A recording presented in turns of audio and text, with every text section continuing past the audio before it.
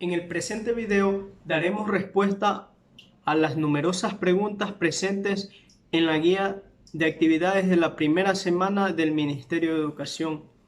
Aprendamos en casa.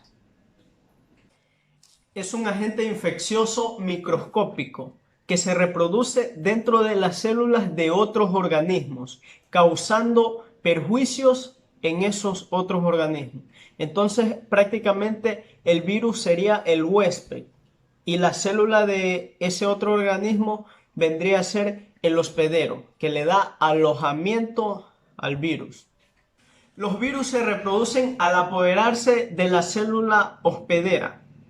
O sea, dentro de ella, una vez que se han apoderado, replican su material genético para así multiplicarse y aumentar su carga.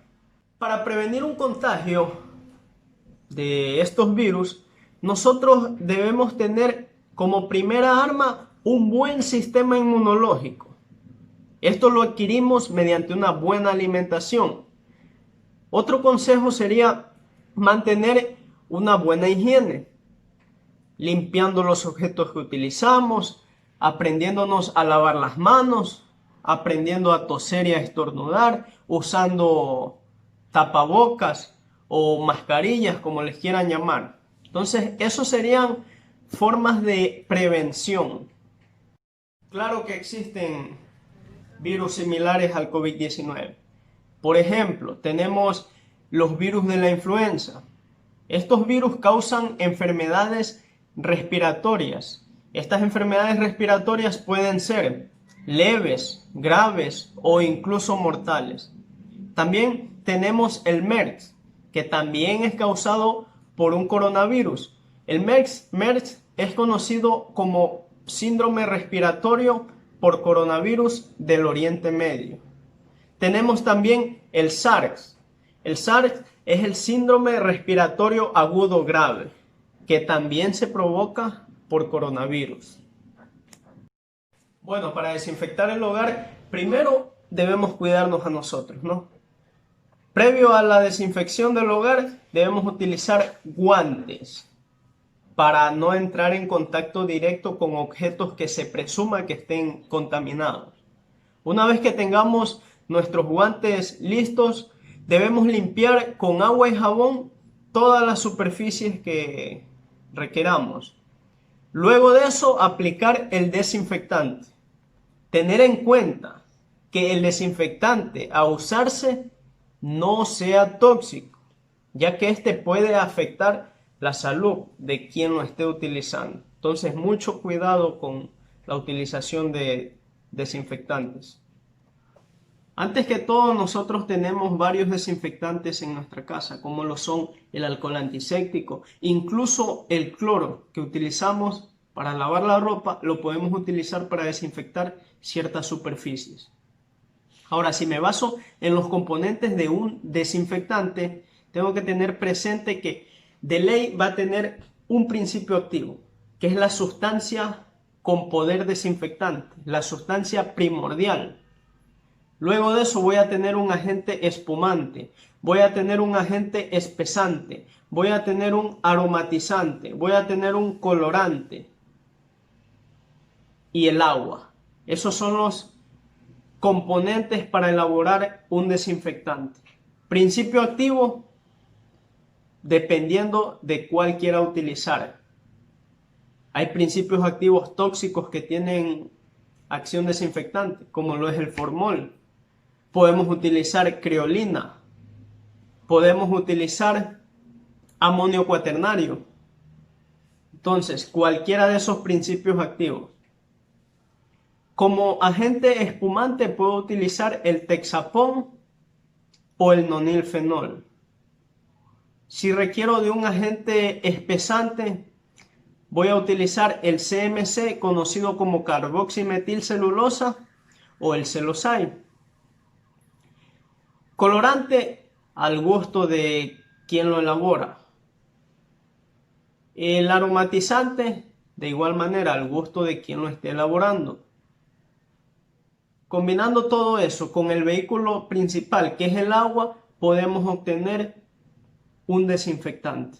Todos sabemos que el jabón se encarga de desprender la grasa, ¿verdad? Cuando tenemos las manos sucias o bien manchadas con grasa o para lavar los platos, lo que utilizamos es jabón, ¿verdad?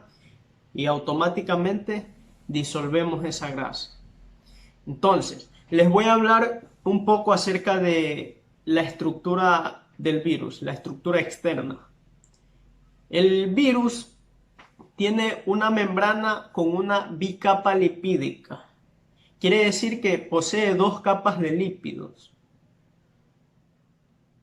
Entonces, al actuar el agua con jabón, va a hacer disolver la membrana del virus. O sea, la membrana grasosa.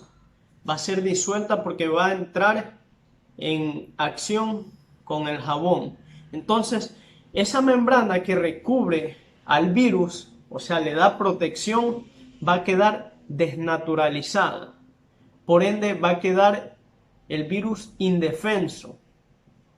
¿Qué pasa? Yo aplico el agua con jabón, automáticamente el virus va a quedar desnaturalizado, pero su membrana. Entonces, va a perder protección.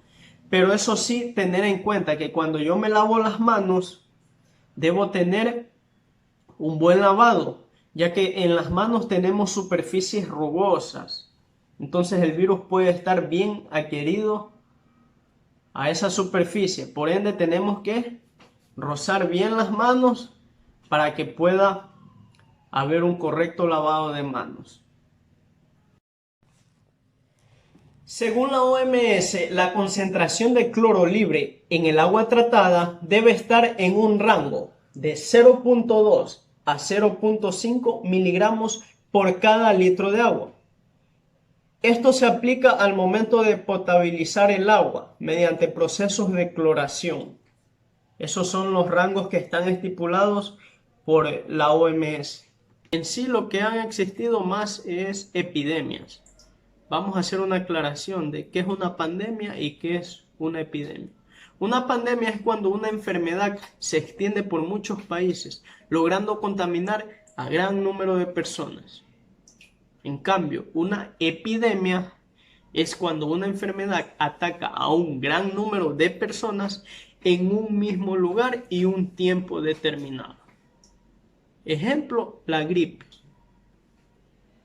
Entonces, lo que más hemos tenido aquí en el Ecuador son epidemias. Por ejemplo, la viruela en 1708, la fiebre amarilla en 1842, la gripe española en 1918, el dengue, el paludismo, la AH1N1, el cólera, se me pasaba por alto.